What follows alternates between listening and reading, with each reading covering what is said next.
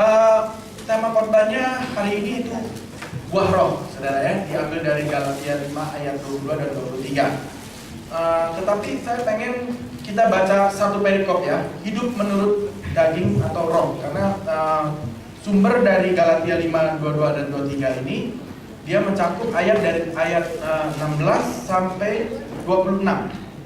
Ya, dibacakan aja Galatia 5 ayat 16 sampai 26. Galatia 5 ayat 16 sampai 26. Hidup menurut daging atau roh. Maksudku ialah, hiduplah oleh roh, maka kamu tidak akan menuruti keinginan daging. Sebab keinginan daging berlawanan dengan keinginan roh, dan keinginan roh berlawanan dengan keinginan daging. Karena keduanya bertentangan, sehingga kamu setiap kali tidak melakukan apa yang kamu kehendaki. Akan tetapi jika kamu memberi dirimu dipimpin oleh roh, maka kamu tidak hidup di bawah hukum Taurat. Perbuatan daging telah nyata, yaitu percabulan, kecemaran, hawa nafsu, penyembahan berhala, sihir, perseteruan, perselisihan, iri hati, amarah, kepentingan diri sendiri, pencideraan, roh pemecah, kedengkian, kemabukan, pesta pora, dan sebagainya. Terhadap semuanya itu kuperingatkan kamu, seperti yang telah kubuat dahulu, bahwa barang siapa melakukan hal-hal yang demikian, ia tidak akan mendapat bagian dalam kerajaan Allah. Tetapi buah roh ialah kasih, sukacita, damai sejahtera, kesabaran, kemurahan, kebaikan, kesetiaan, kelemah lembutan, penguasaan diri. Tidak ada hukum yang menentang hal-hal itu. Barang siapa menjadi milik Kristus Yesus, ia telah menyalibkan daging dengan segala hawa nafsu dan keinginannya. Jikalau kita hidup oleh roh, baiklah hidup kita juga dipimpin oleh roh.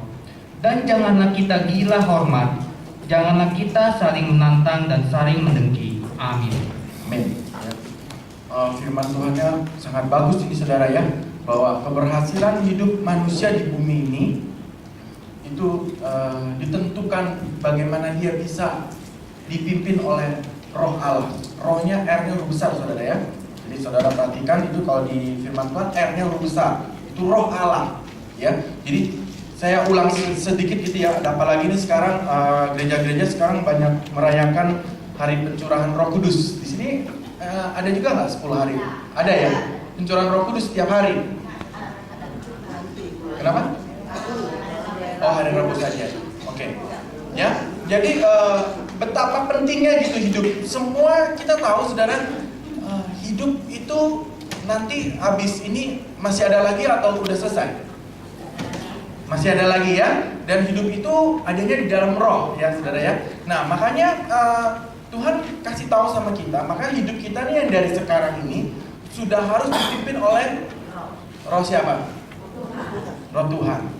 Ya, jadi jangan biarkan hidup kita ini dipimpin oleh diri kita sendiri, ya kan? Ingat, diri kita sendiri ini daging loh, yang saudara bisa pegang ya. Waktu itu kan saya udah jelasin ya, daging yang mana kan? Yang saudara bisa cubit-cubit ini ya, di pipinya cubit-cubit coba. Nah itu daging namanya ya. Itu ada otaknya, dia bisa mikir saudara ya. Kalau dijahatin dia bisa balas gitu seperti itu gitu, saudara ya. Nah itu daging. Dan firman Tuhan hari ini mengatakan, kamu jangan hidup menurut dagingmu, tetapi menurut roh Allah. Nah, banyak kan orang kalau bicara soal roh suka alergi, ya kan? Kenapa? Karena banyak kan orang dunia itu berbicara roh itu umumnya roh iblis atau roh setan, gitu ya. Jarang dia bicara mengenai roh Allah. Tapi istimewanya orang Kristen bahwa roh Allahnya itu dia bisa masuk ke dalam kita, ya. Kalau orang dunia mirip seperti orang kesurupan ya, kemasukan roh gitu ya. Cuman roh itu adalah roh damai sejahtera dan sukacita ya saudara, yang bisa membawa saudara nanti hidup untuk masuk ke dalam surga, tidak dihukum ya. Dan itu luar biasa sekali kerjanya itu di dalam kita.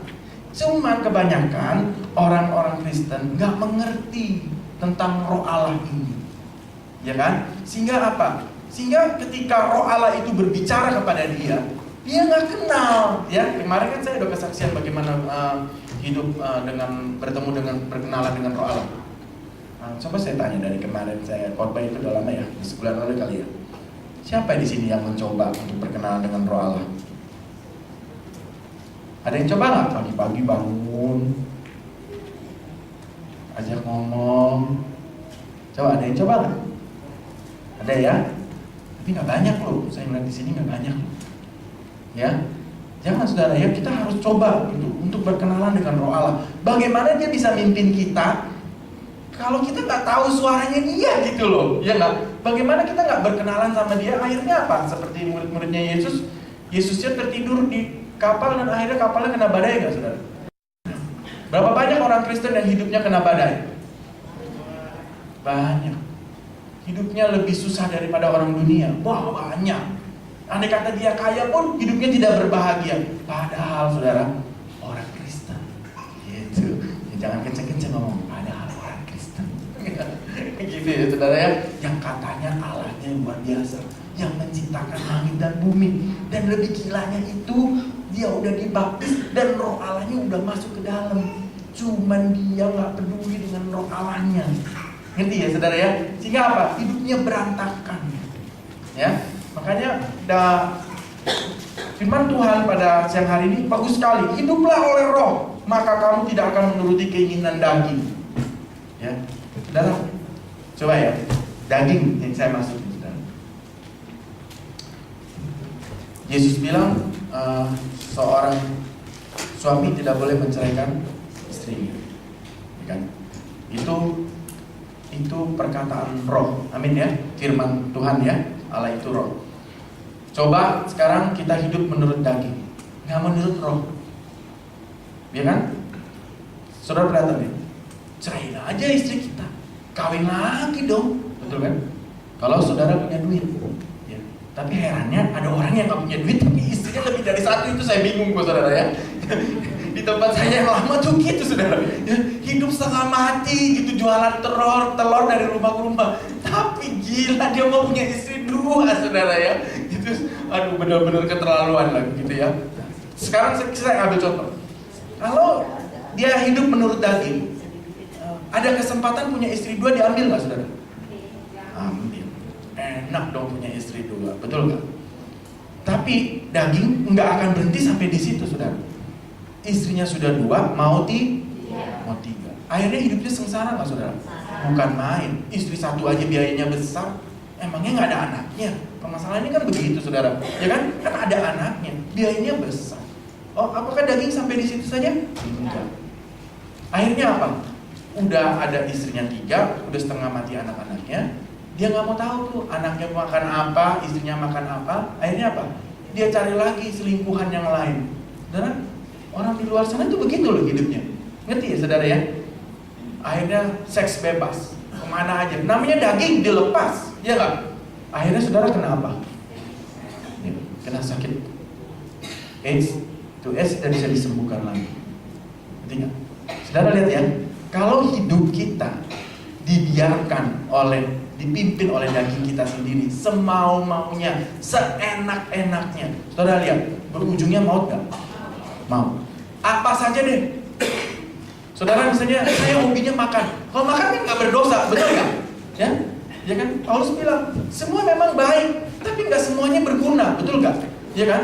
Coba lepas aja, saya mau makan aja semuanya deh. Mau makan sate, makan aja minyaknya. Kalau makan daging, makan aja minyaknya. Ya betul nggak saudara ya? Pokoknya makan apa saja. Ujungnya penyakit nggak saudara? Ngerti ya maksudnya ya? Makanya Tuhan bilang gini, kamu hidup harus dipimpin oleh Roh. Kira-kira Roh itu akan warning ke kita nggak? Kalau misalnya kita makannya udah keterlaluan gitu. Pasti tuh, ya. Kalau memang Roh Allah ada di dalam kamu, dia pasti akan kasih tahu, ya cukup makannya. Betul nggak saudara ya? Itu gini, kalau saudara susah bilang Roh Allah ya, gini, hati nurani deh, kira-kira begitulah.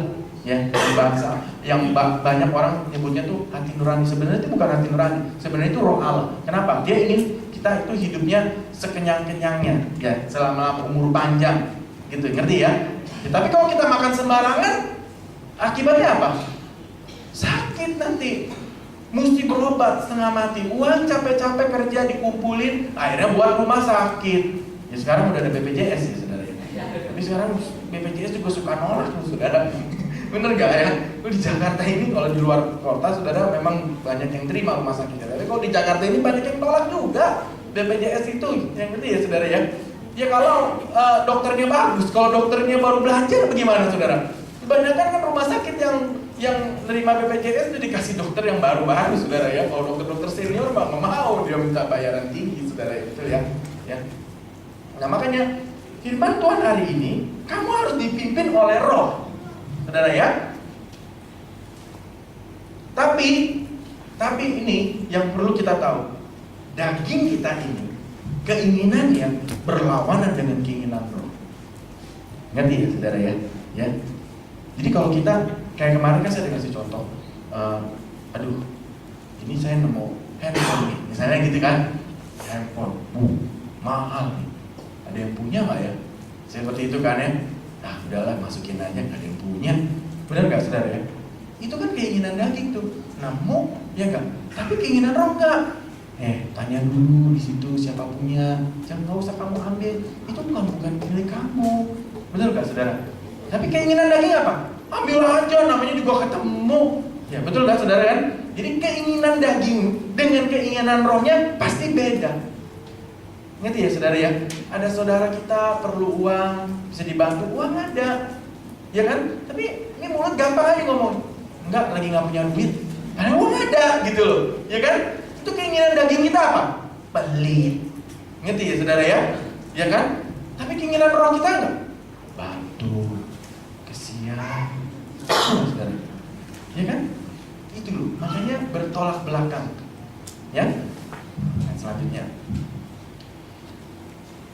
Akan tetapi jikalau kamu memberi dirimu dipimpin oleh Roh, maka kamu tidak akan hidup di bawah hukum Taurat. Ngerti ya? Hukum Taurat itu yang di perjanjian lama saudara ya. Hukum Taurat itu kalau kamu tidak melakukan, kamu masuk neraka. Ngerti ya saudara ya? Itu hukum Taurat. Barang siapa melakukan, dia bisa masuk surga. Tapi kalau nggak melakukan, dia masuk neraka. Ya, hukumnya banyak sekali saudara ya. Kalau mau berdoa, mesti potong burung, potong kambing, seperti itu susah sekali pokoknya. Memang sengaja hukum Taurat itu diberikan kepada manusia supaya manusia itu kemungkinan besar masuk surganya nggak ada. Jadi ya saudara ya, makanya kita semua harus bersuka cita. Kenapa? Karena itu semua dipinggirin sama Tuhan Yesus. Ngerti nggak? Kita disuruh masuk. Ngerti ya? Kayak gini loh, kayak orang ngantri karcis, saudara, panjang banget. Terus tiba-tiba teman saudara yang di depan tuh kenal sama saudara. Ngapain lu? Ngantri nih, gua telat, datangnya paling belakang nih. Tiba-tiba temen bilang, gini nih, yang paling depan.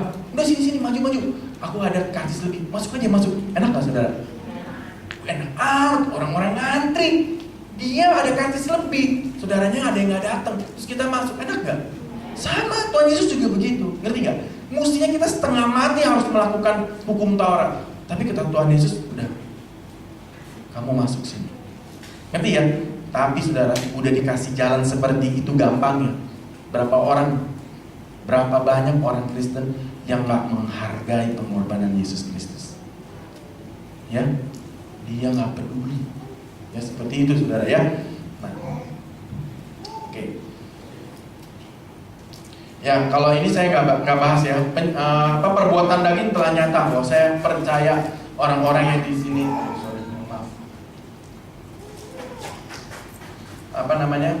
Saya percaya orang-orang di sini udah tahu dah perbuatan daging yang mana, udah profesor dokter semuanya ya, S2, S3, S-Mambu, perbuatan jahat, campur semuanya dah, ya nggak perlu dijelasin.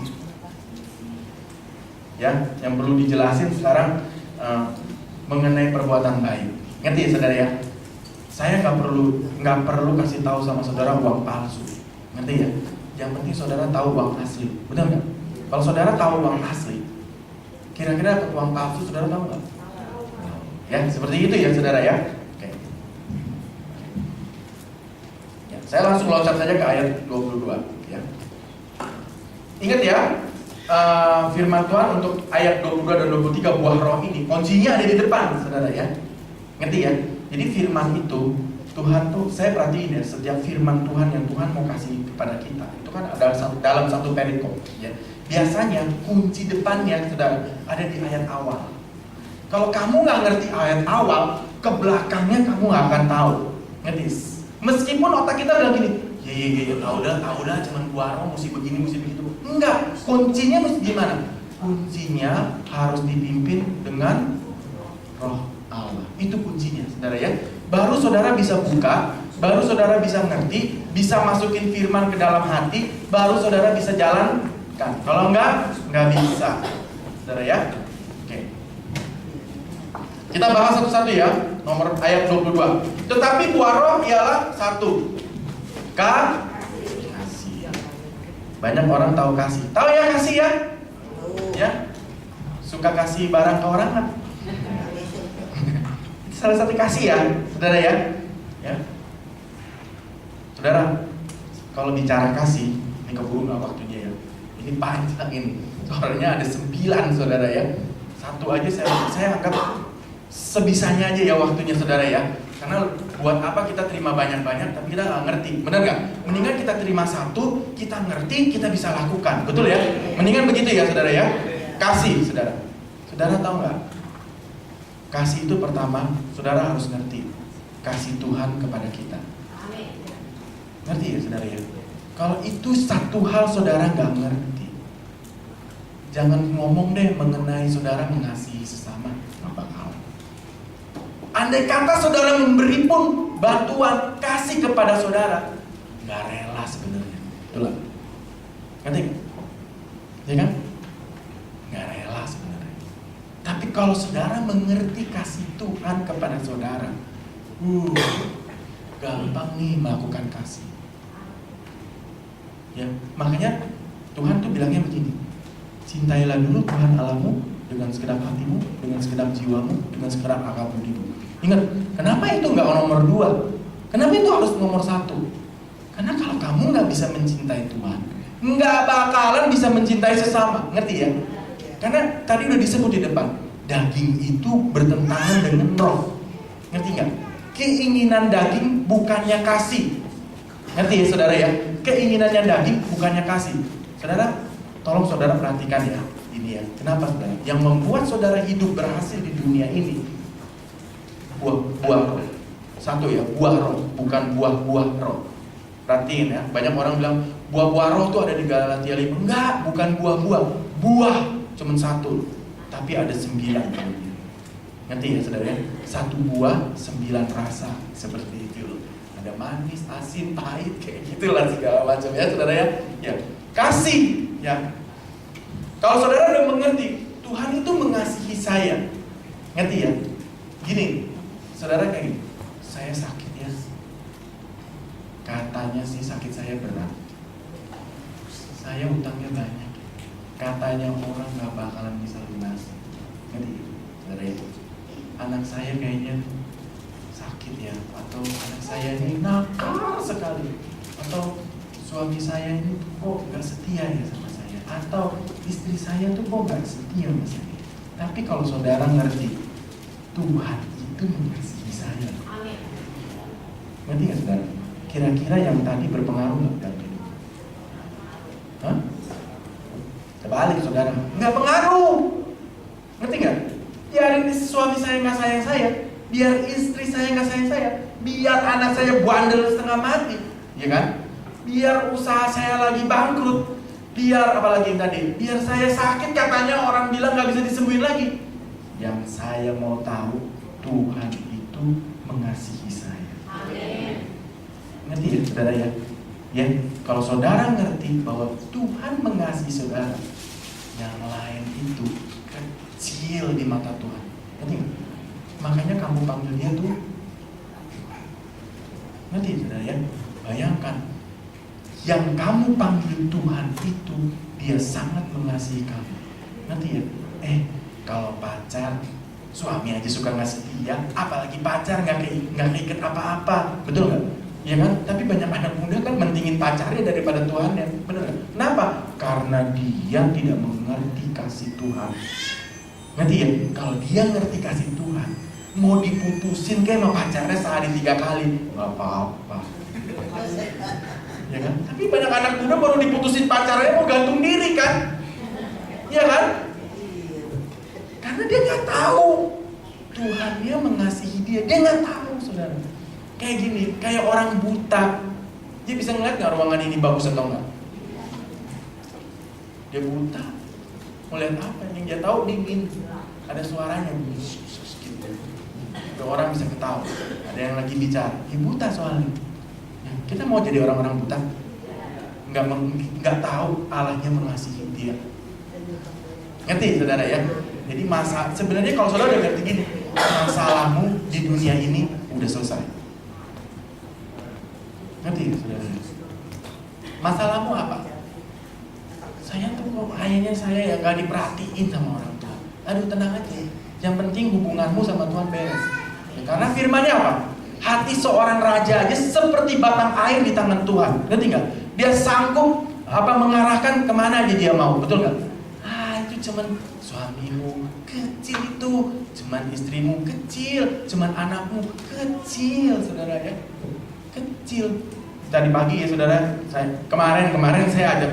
Maksud hati baik mau ajak anak main sepeda, ya saudara. Karena saudara tahu ya, saya nyesel juga memperkenalkan anak saya itu teknologi baru, iPad lah, ya kayak gitu ya. Akhirnya apa? Nggak bisa berhenti saudara, ya kan?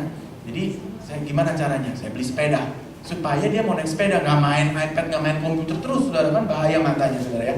Maksud hati sih baik, ngajak pergi main sepeda. Nggak tahu di tengah jalan dia jatuh saudara. Dan kapok, nggak mau lagi naik sepeda. Jadi kayak usaha saya itu sia-sia gitu kan. Saya cuma bilang gini, Tuhan, saya pengen ajak anak saya makan bakmi. Supaya dia nggak makan iPad, nggak lihat iPad terus, bukan makan iPad saudara ya. Itu memang iPad kayak mau dimakan kalau setiap hari itu begitu saudara ya. Liatin terus gitu ya saudara ya. Saudara tahu nggak? Allah itu bisa merubah hati anak saya. Yang tadinya bilang nggak mau, akhirnya dia bilang mau deh, Daddy mau deh. Ngerti ya saudara ya? Ini masalahmu itu kecil di hadapan Tuhan. Kalau kamu tahu Allahmu itu mengasihi kamu. Amin. Kalau kamu mengetahui Allahmu itu mengasihi kamu, kamu akan mengerti jalan-jalan yang akan dia tempuh. Ngerti nggak? Banyak orang karena dia nggak mengenal Allahnya, ngerti ya? Dia nggak tahu cara kerja Allahnya. Ngerti nggak? Yang dia tahu akhirnya begini. Tuhan itu ya, udah setiap minggu saya ke gereja, udah kasih perpuluhan, udah melayani, balasnya apa? Hidup ini kok jadi sedih begini sih? Ngerti ya saudara ya? Karena dia nggak tahu jalan-jalannya yang lagi ditempuh sama Tuhan. Ya, ngerti ya? Ini baru kasih udah lama begini.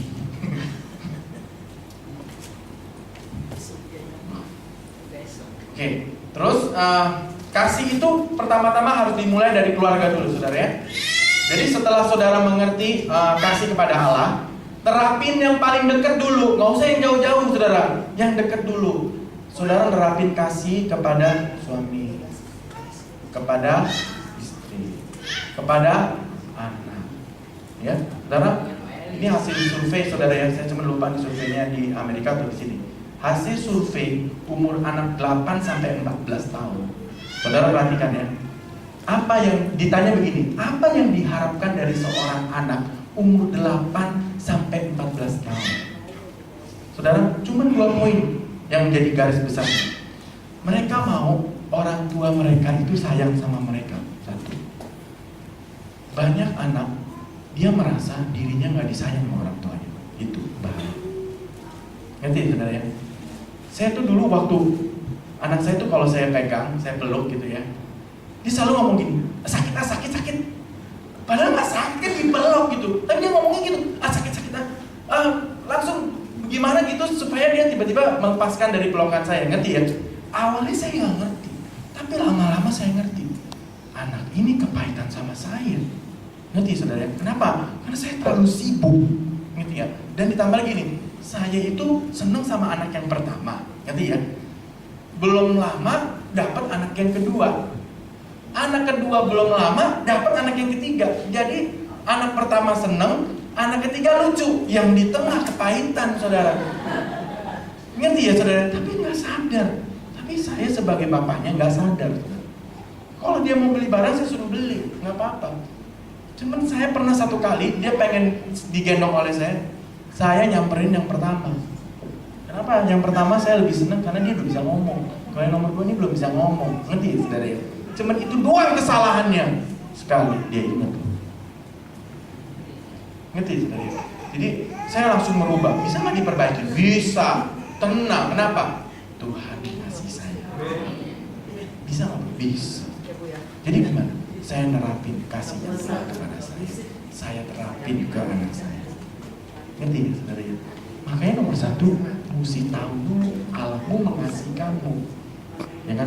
Saya bawa dia pergi jalan-jalan berdua, nggak anak yang lain. Udah kaget saudara. Kok berdua doang? Iya. Jalan di mall. Saya mau makan apa yang paling kamu suka? Beli. Ya kan? Nonton berdua. Berubah saudara. Itu kenapa? Karena kasih yang ditunjukkan dari seorang ayah kepada anaknya. Bisa nggak merubah sakit hati anaknya? Merubah dari kepahitan menjadi sayang. Ngerti ya saudara ya? Ya, kadang tuh kita giliran kasih aja dari Tuhan, ngomong doa bisa setengah 2 jam, giliran melakukan aja kasih, udah boro-boro gitu ya sama istri sama anak, nggak pernah. Saudara gitu ya? Banyak anak ya saudara ya, nggak pernah, jarang dipeluk sama ayahnya. Mungkin sama ibunya sering, ngerti ya? Ya tapi sama ayahnya jarang. Padahal itu perlu saudara ya. Karena ada hasil survei ini menyatakan bahwa anak itu pengen disayang sama orang tuanya. Ya. Lalu yang kedua apa saudara? Yang mereka harapkan, mereka pengen dipuji sama orang tuanya. Ngerti ya saudara ya? Tapi banyak kan ya orang Indonesia kalau mendidik anak ya, saudara bayangkan, bukan pujian. Mami, aku dapat 80. Payah 80. 100 dong. Saudara tahu nggak? 80 aja dia udah setengah mati saudara. Tapi gampangnya tuh mulut kita. Payah. Masa cuma 80? 100 dong. Padahal dia dulu masih kecil, nilainya 45 saudara gitu kan ya. Kira dia ke anaknya nggak pernah mau begitu gitu loh saudara ya. Anak kecil itu pengen dipuji sama orang tua. Ya kan? Coba deh kita pikir, bisa nggak kita hitung berapa banyak orang tua kita memuji kita? Kalau kita ingat-ingat ya, ada berapa banyak? Nggak banyak. Jadi saudara ya, ya. Jadi kasih itu mesti diterapkan terlebih dahulu ke dalam keluarga kita, ya, kepada suami kita, kepada anak kita, kepada orang tua kita, kepada siapa lagi? Itu ibu mertua, saudara, itu paling problem saudara sama kasih ya, saudara ya. Kalau denger ibu mertua tuh, denger langkahnya aja kita udah langsung mau pergi ke mall langsung, saudara ya. Itu memang nggak salah ya, memang udah disebutkan di Alkitab ya, menantu perempuan dengan ibu mertua perempuan. Waduh, itu susah saudara ya. Tapi tidak di dalam Tuhan, ngerti ya? Di dalam Kristus nggak ada yang susah. Ngerti saudara? Saudara hanya perlu melawan diri saudara sendiri. Jangan dikit-dikit nyalain iblis, dikit-dikit nyalain iblis saudara ya. Nanti iblis dari jauh, ih, dia yang salah, kita yang disalahin gitu kan saudara ya. Jangan dikit-dikit nyalain iblis. Nih, diri sendiri dulu. Iblis sebenarnya udah gak berkuasa lagi. Ngerti ya saudara ya? Kristus sudah bangkit dan dia udah menyatakan selesai. Iblis gak bisa memaksa kamu lagi. Ngerti ya? Ini soal kamu sekarang. Mau gak melangkah menuju keselamatan? Jangan kamu salahkan iblis. Iblis sudah gak berkuasa lagi. Ngerti ya? Kenapa? Ada Tuhan soalnya yang udah menebus kamu. Makanya di atas kayu salib Tuhan Yesus ngomong begini, sudah selesai. Ngerti ya saudara? Sekarang ini udah tinggal bagian kamu. Ya? Ngerti ya saudara ya? Ya, kasih ya. Jangan, apalagi kalau kita yang melayani di dalam gereja ya. Ya kan? Udah capek di dalam gereja, pulang ketemu anak udah jarang pergi karena pelayanan terus, yang ada pulang marah-marah terus saudara. Itu jangan saudara seperti itu ya saudara ya. Nanti anak bisa kepahitan seperti itu ya. Ada guyonan gini, ini jangan-jangan papa kita nih marah-marah pulang dari gereja, jangan-janganlah habis melakukan pengusiran di gereja, ya kan? Usir 5 setan, 2 nempel di papa. Gak habis papanya pulang dari gereja marah mulu. Ya saudara ya, jangan begitu saudara ya.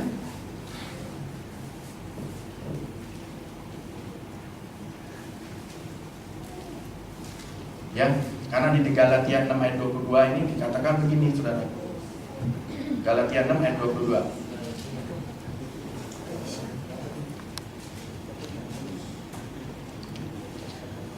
Galatia 6 ayat 2.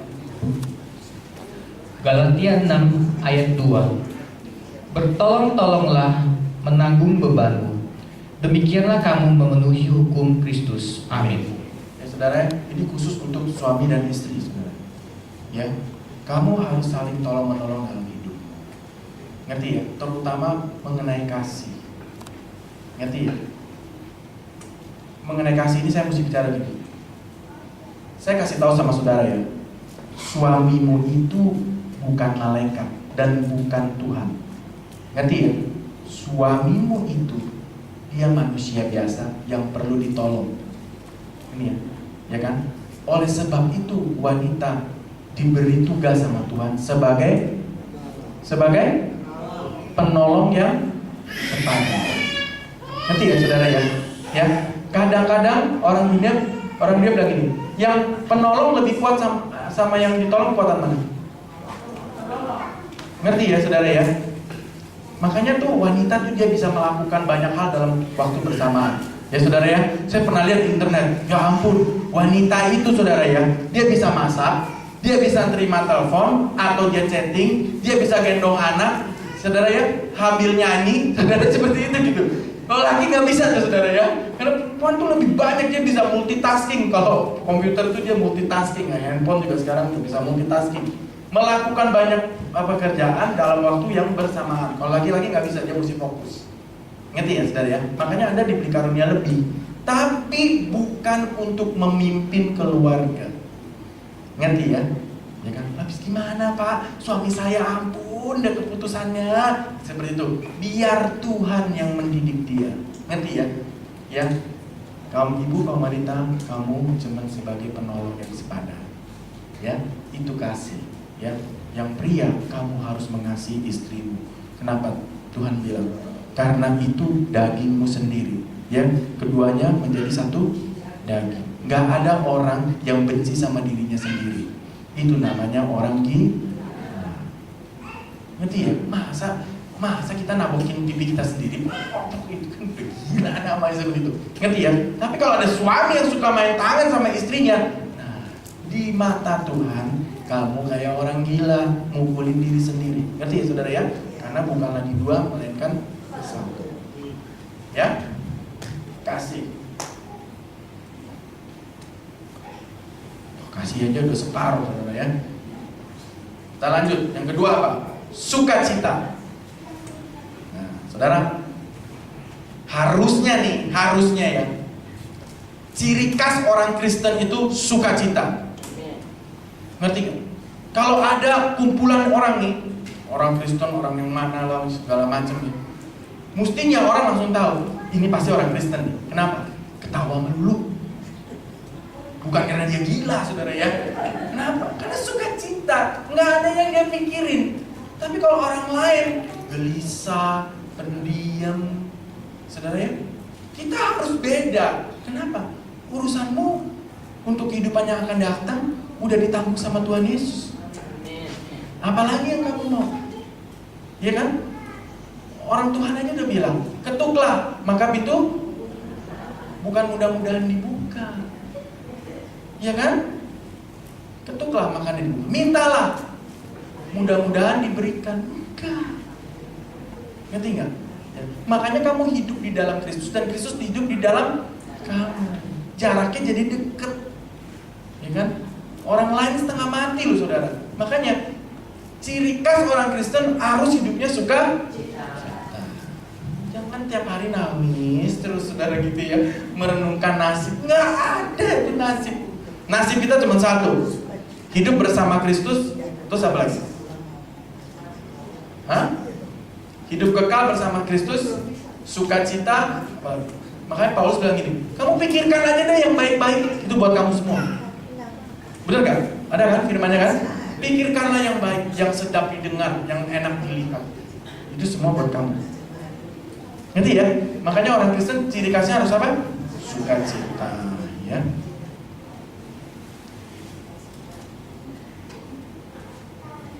Makanya di Filipi 4 ayat 4 juga ya disebutkan, kalau sudah dibaca Filipi 4 ayat 4 juga, sekali lagi aku katakan bersukacita karena udah selesai, semuanya sudah selesai ya. Ini saya kasih perumpamaan saudara. Satu kali saya pergi sama teman saya saudara ya.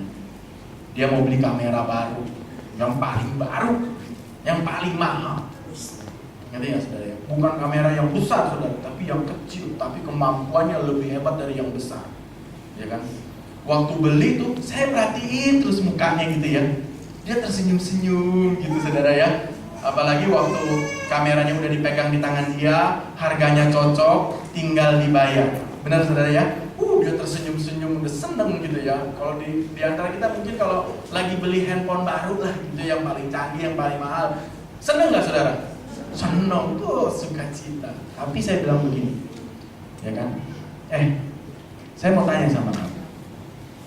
Pernah nggak kamu sesukacita seperti ini untuk Tuhan? Nah, langsung diam dia. Langsung dia diam. Iya ya. Saya jarang bersukacita seperti ini. Kalau beli handphone baru, beli mobil baru, beli motor baru, seneng. Ibu-ibu kalau dapat barang murah di sale, seneng, sukacita. Tapi pernah nggak saudara ukur sukacitamu terhadap Tuhan? Ngerti ya saudara ya? Di situ aja udah jelas sebenarnya arah hidup kita maunya kemana sih? Ngerti ya? Kalau kita ngerti ini, Tuhan, saya kok begitu ya Tuhan. Kalau mah barang dapat duit dah banyak jutaan rupiah, itu seneng. Asik, gue dikasih duit loh. Itu baik banget. Dan Tuhan kasihmu apa? Kehidupan kekal. Mana pernah kamu tersenyum? Ngerti ya saudara ya? Itu sukacita. Lalu satu lagi untuk sukacita. Ada cerita seperti ini saudara. Ada seorang datang ke dokter psikiater. Dia merenung aja gitu ya. Stres dia saudara. Stres banget. Saudara pernah merasakan stres dalam hidup ini saudara ya? Ya kan, utang jatuh tempo, uang sekolah udah mesti bayar, ya, duit ditaruh di tas, tasnya hilang, seperti itu gitu ya. Pokoknya udah jatuh ketiban tangga lagi gitu ya, stres banget. Akhirnya dia memutuskan untuk datang ke dokter psikiater. Lalu tuh dokter, dok, saya kasih obat aja deh dok, supaya saya bisa tenang, bisa refresh. Kan ada tuh obat seperti itu saudara ya. Dokternya bilang enggak, saya nggak mau kasih kamu obat-obat kimia, nggak mau. Dia bilang gitu. Saya mau supaya kamu sembuh secara natural, secara alam. Besok kamu mau nggak ikut saya? Kita nonton apa katanya dia? Nonton itu acara, kalau sekarang itu Sri Mulat seperti itu saudara ya. Cuman kan dalam teater room gitu ya, teater. Itu ya pelawaknya itu paling lucu saudara, paling lucu di kota itu. Udah, nggak usah pusing-pusing, kita nonton aja. Pasti kamu bahagia, stres hilang. Tahu nggak saudara? Jawabnya dia sama tuh dokter. Pak, yang bapak maksud itu pelawak paling lucu itu ya saya, Pak. Ngerti ya? Ngerti ya? Beda ya? Ya. Artis itu dia bisa bohong di depan orang. Ngerti ya? Kelihatannya dia sukacita, padahal hatinya hancur. Ngerti ya? Orang Kristen nggak boleh bersandiwara di depan Tuhan. Ngerti ya? Ya, kita nggak boleh sandiwara di depan Tuhan. Tuhan tahu hati. Kamu sukacita atau kamu senang atau enggak, Tuhan tahu. Kita nggak bisa menistai Tuhan. Ya, lanjut. Damai sejahtera, ya. Jadi tadi apa? Kasih, sukacita, damai sejahtera.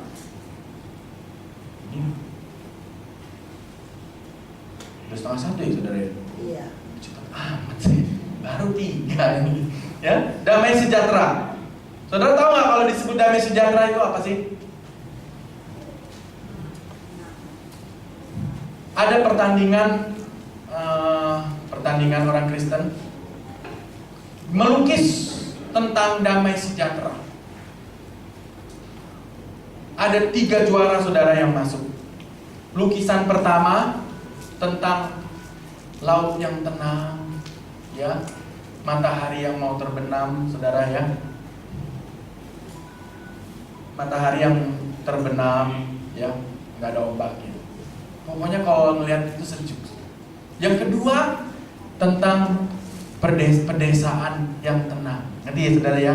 Ada ayam, ada anak sedang berlari, tenang. Kalau lihat ada sawah, ada bulu. Ngerti?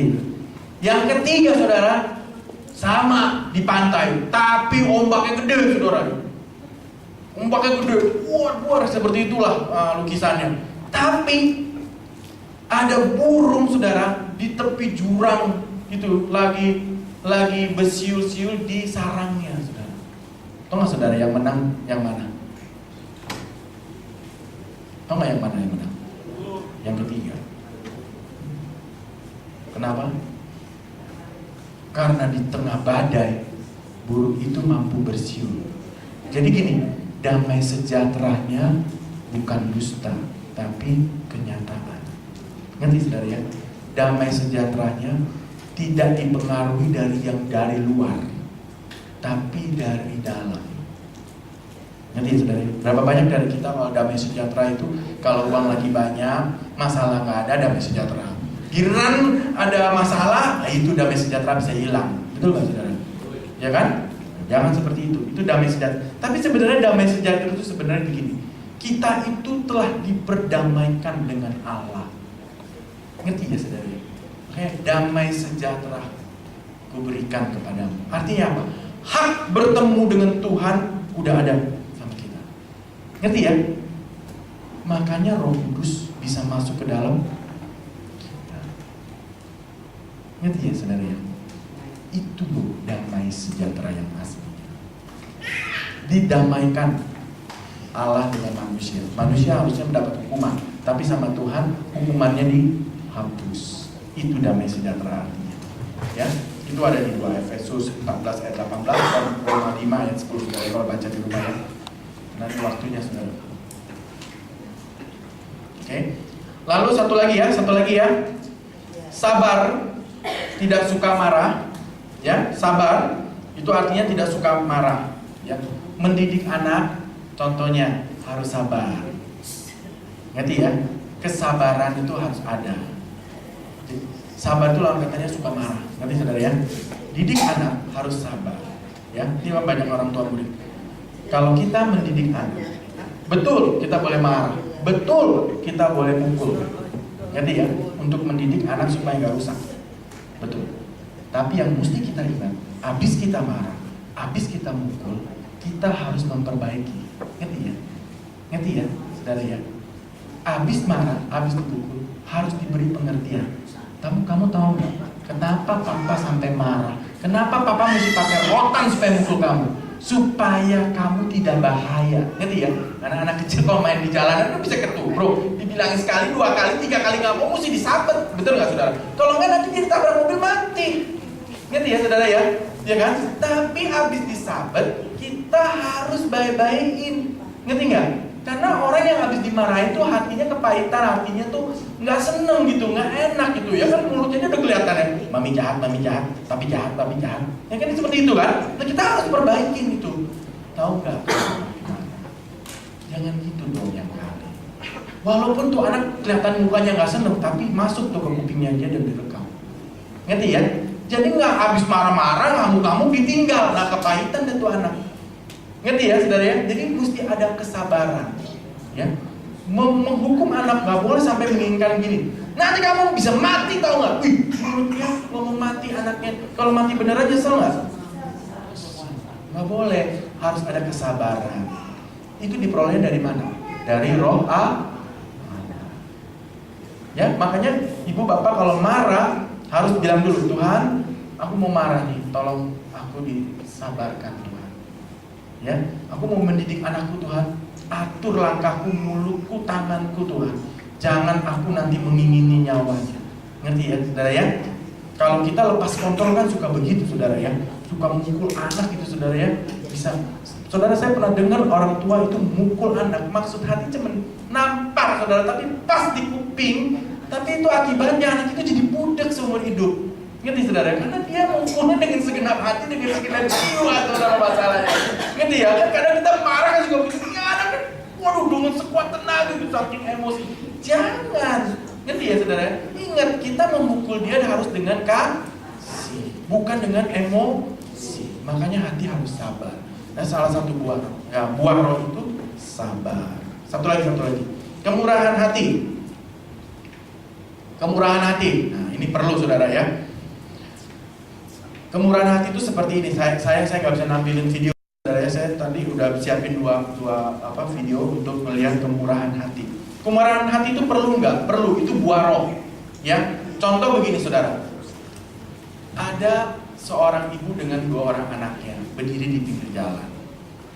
Lalu datanglah angkot, bu mau naik angkot bu, tanah bang bu. Tapi itu tiba-tiba tuh ibu ngomong sebentar sama supirnya, supirnya langsung jalan. Ya, jadi orang itu cuma perhatiin, kenapa sih ini?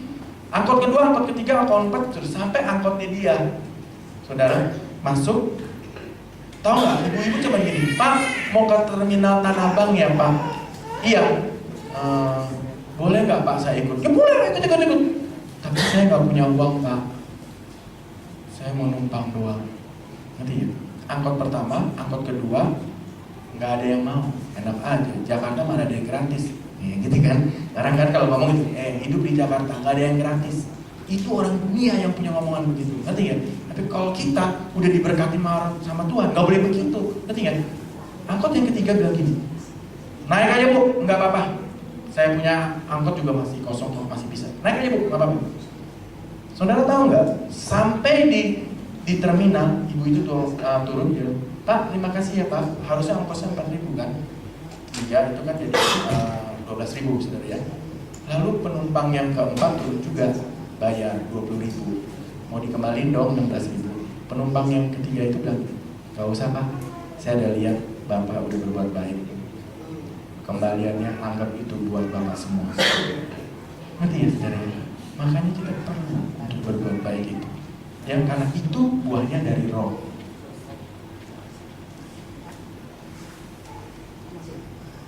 Kemurahan hati maksudnya ya, saudara ya. Kemurahan hati. Karena waktunya udah habis ya saudara ya. Saya undang pemain musik deh. Ya, di balik itu ada kebaikan ya, kemurahan hati, kebaikan, kesetiaan, lemah lembut dan penguasaan diri. Next time kalau saya diundang lagi saya lanjut ya. Ya. Jadi ingat ya saudara ya, kasih tadi mesti gimana?